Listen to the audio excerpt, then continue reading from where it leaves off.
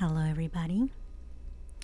This is Somni Rosae, and welcome to my ASMR channel. So, wherever you are, I hope that you are doing well. So, I know it's been ages since I last uploaded a video, and before I begin, I just want to take this moment to really thank all of you who have sent me direct messages, emails, comments, all kinds of messages, checking up on me, just letting me know how you feel, and for letting me know that I am not alone. Thank you so much for all your encouraging messages.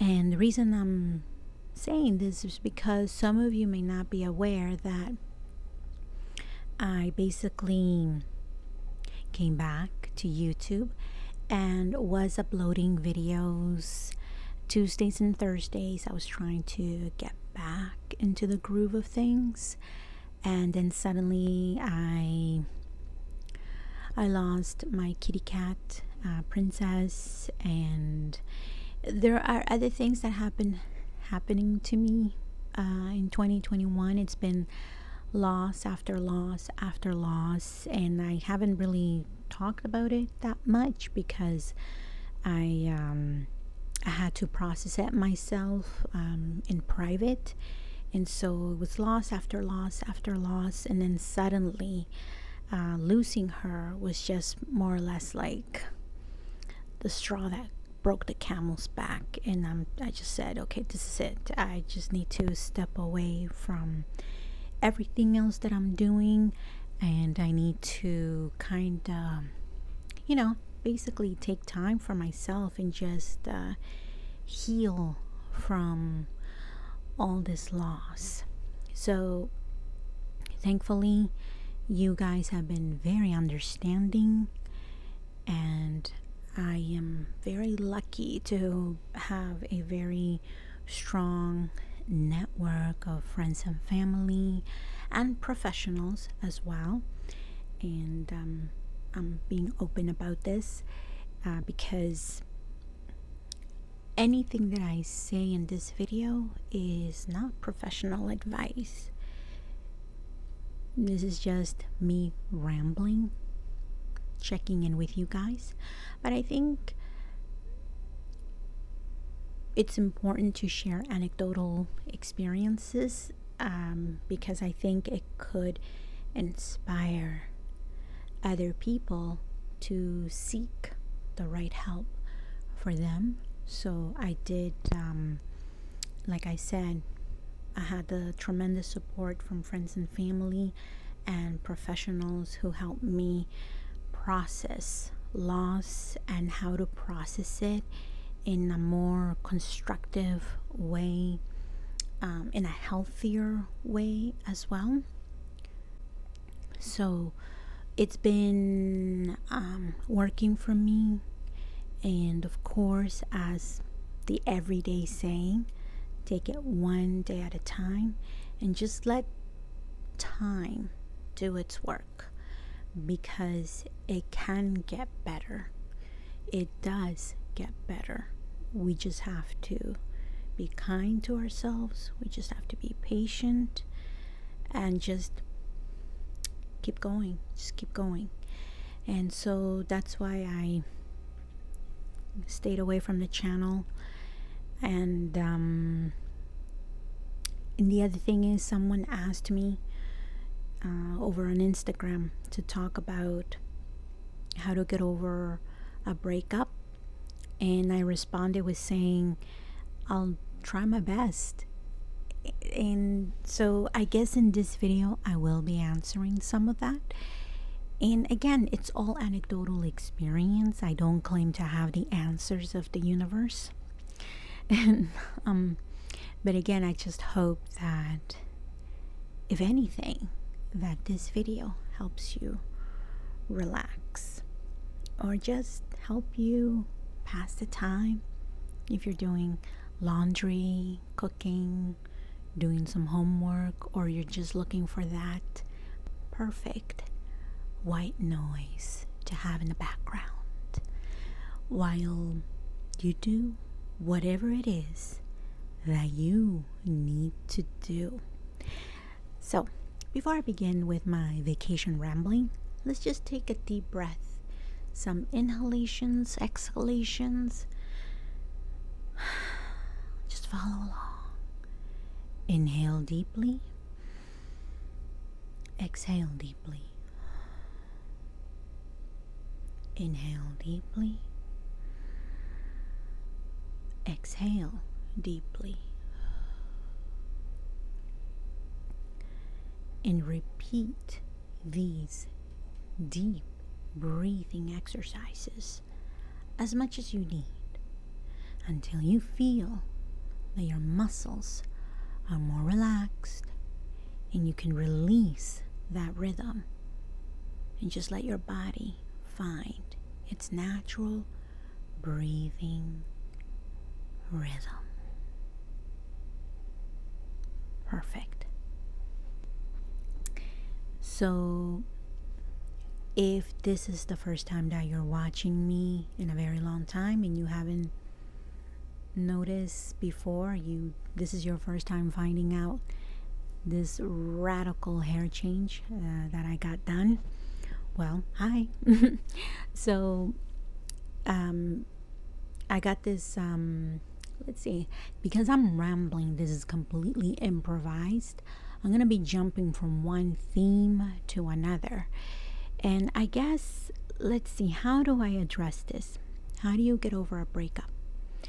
And I'm using this question also to address loss in general, and what I have learned in overcoming loss, and is that what has worked for me is to change patterns, change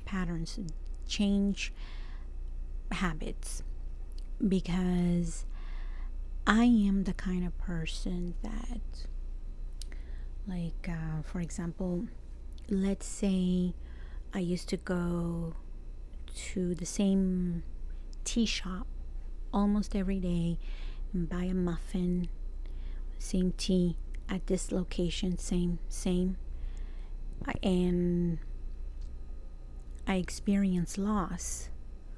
I go to a different location, because for me, the reason I change my habits and my patterns, and I do this what's more comfortable for me.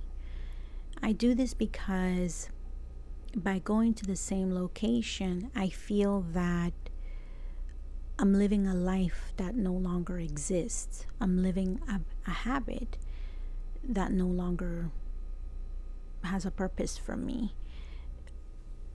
Let me explain it a little better in more drastic terms. I'm the kind of person that if I'm living with someone, for example, and we break up, I can't live at that same location. I have to leave, because everything in that home or apartment, whatever it may be, it reminds me of that person, and it's full of memories, good and bad, indifferent. But for me, I need to start somewhere new. So what would work best for me is to move to another apartment and start fresh. I know that's not the same for a lot of people. I have friends and families who prefer to stay in the home, because for them it's part of the healing process to stay in the place where they had all the happy memories. So it works for them, but it's something that does not work for me. So I change my habits. I change where I used to grocery shop. I know sometimes it can be inconvenient because maybe it's the only grocery shop in town, but it's just an example of what I'm saying. It doesn't have to be a grocery store, it could be a route. So, for example, you walk on this street all the time. Well, now change it. And I basically take baby steps in making these changes. And for me, this year, as I mentioned, I was experiencing loss after loss after loss. It has been a very intense year for me. I thought, to be honest with you, I thought 2020 was bad enough because of the panini. And I'm saying panini because apparently YouTube can censor this video if I use certain words. But we're all adults here. Everyone knows what I'm talking about, the 2020 panini. So I just said to myself, wow, this is a really bad year, but 2021 on a personal note has been worse. And so I kept making lots of changes, and there were many changes happening in my life that were completely out of my control and not of my doing, miraculously. So I just didn't know how to deal with it. So then I said, you know what? One of my friends, she lives in Mexico. That's where she's from. And we've been friends for a very long time. She's a professional hairstylist. She's been doing this for many, many years. Absolutely talented. And I said to her, I'm going to come visit you. She's like, you're welcome anytime. And then, just out of curiosity, I asked her, hey, if I gave you full consent to do whatever you want with my hair, full consent, what would you do with it? What color would you choose? What treatments would you use? And so she said to me, I would love to see you in copper colored hair. So I don't know if you can really see it with this camera. It also depends on the lighting. So sometimes when it's wet and I'm in different light, it looks very orange. And sometimes under the sunlight, it can look very copper. It really, really depends. So sometimes it looks like it might be too orange for my skin tone, and then in different lighting, it looks perfect. But it's been quite a radical change. And to be honest with you, it has been very healing for me, because somehow I feel she's not just a talented hairstylist from a technical point of view. She's one of these people who sees your inner beauty. She's also a makeup artist, a hairstylist. Like, she does a whole bunch of stuff. And I find that she sees that inner beauty and just brings it out with makeup, hair colors, treatments. She's just trying to accentuate what you already have. And so with this radical hair color, I just feel reborn. It has been, in all sense of the word, a rebirth. And so I feel that the hair color is signaling this new chapter in my life. And pampering and lots of self-care is very important when you're going through a healing process, trying to overcome a loss, trying to just to heal from a loss, and because ultimately what you're trying to do is just to, there's a saying, not a saying, but there's this quote that I saw on Instagram. I think it was on Instagram. And it's a quote that has been said by many people. I find that there are so many beautiful quotes, very poetic ones, and so many people are trying to take credit. Like they'll change the name, or maybe they'll change a few words in the famous quote and then claim it as their own. So I don't know who said this, and this is not per per word. I'm just paraphrasing here. Is something along the lines of, if only you knew, if only you knew the people you still haven't met and how much you're going to love them. Like, if only you knew how much love you still have left in your heart. Like, if only you knew that you're still capable of a lot of love and loving new people, then you would process this loss a lot faster. It was said in a more poetic way and in two sentences. I just elaborated on it. But it just got me thinking. In this trip to Mexico, I met new people. I felt revitalized just listening to their stories because, as you know, or if you don't, hair salons are quite a gossip center, and people go there to really, I mean, I don't know. I think it depends on the culture all over the world, so I don't want to generalize. But being at her salon pretty much all day, just hanging out and helping her, I got to be an assistant too, is it's a gossip center, and people are there to pamper themselves. They come in with a broken heart and they just want to be pampered. They just want someone to massage their scalp, brush their hair, talk to them, just give them some attention, cut their hair.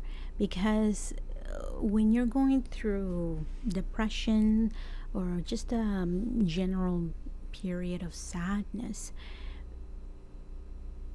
sometimes you don't take care of yourself and it shows.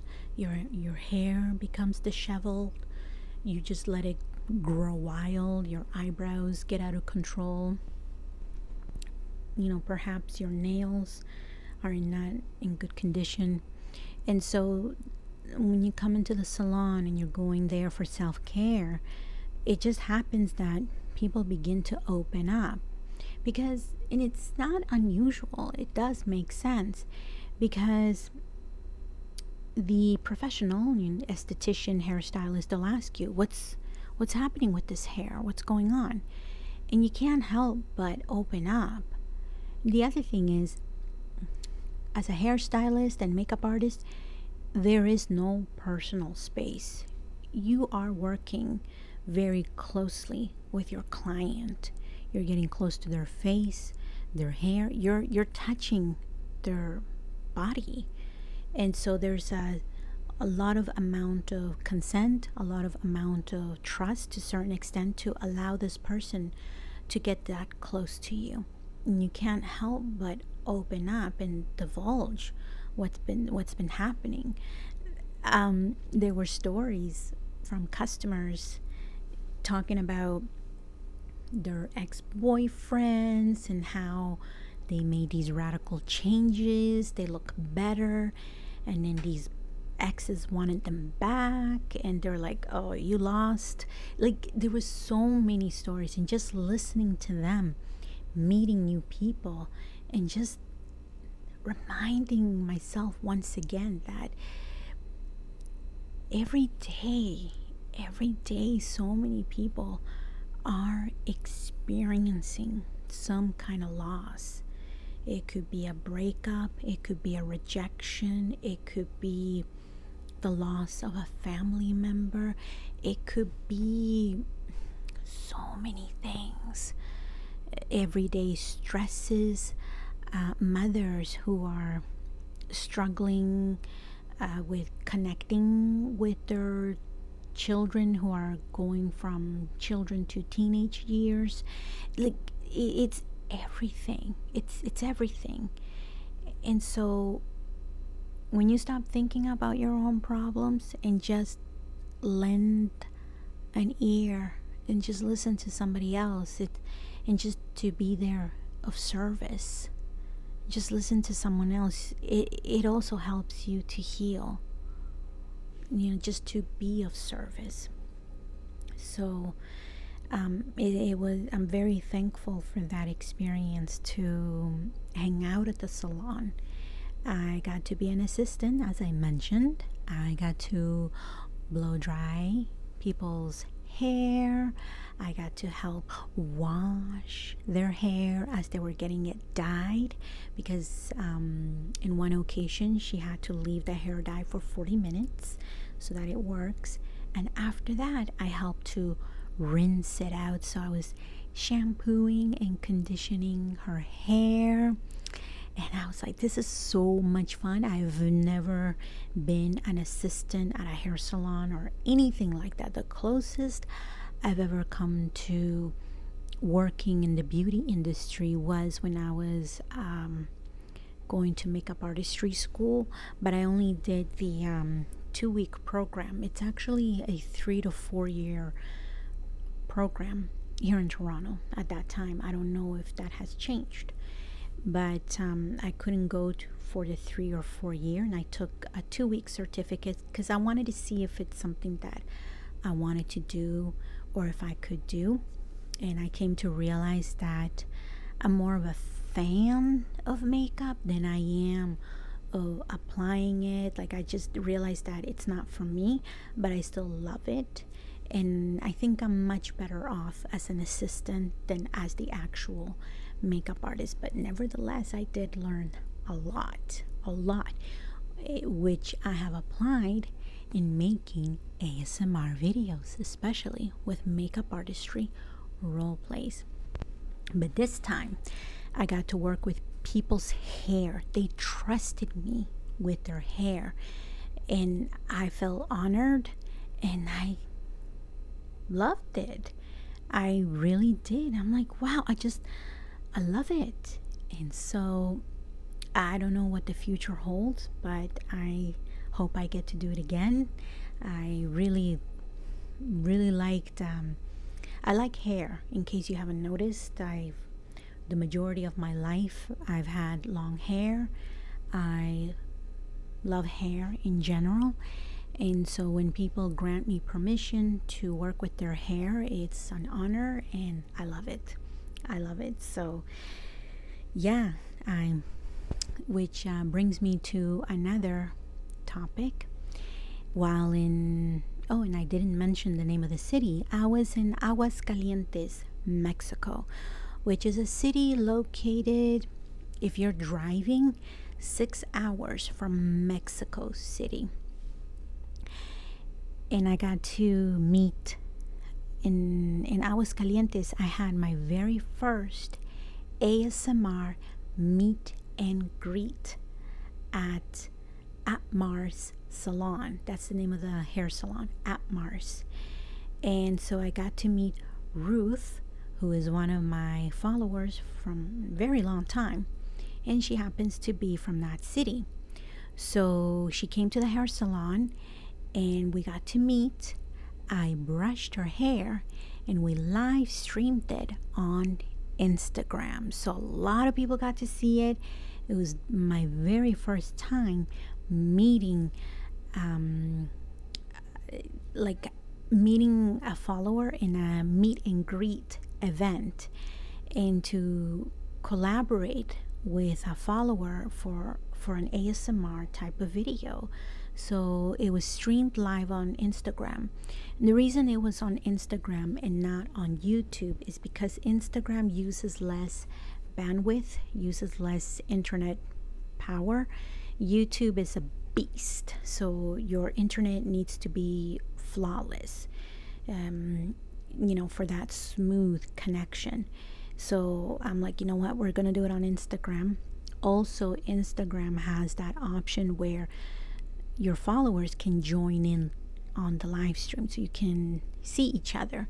And I didn't know what was going to happen. We were improvising. It was my first time ever doing anything like this, so my nerves were pretty I was a little bit on the edge because I'm like, we're gonna wing this, we're gonna improvise, but whatever it is, it's coming from a place of love, it's coming from a place of respect, it's coming from a place of just having fun within our community.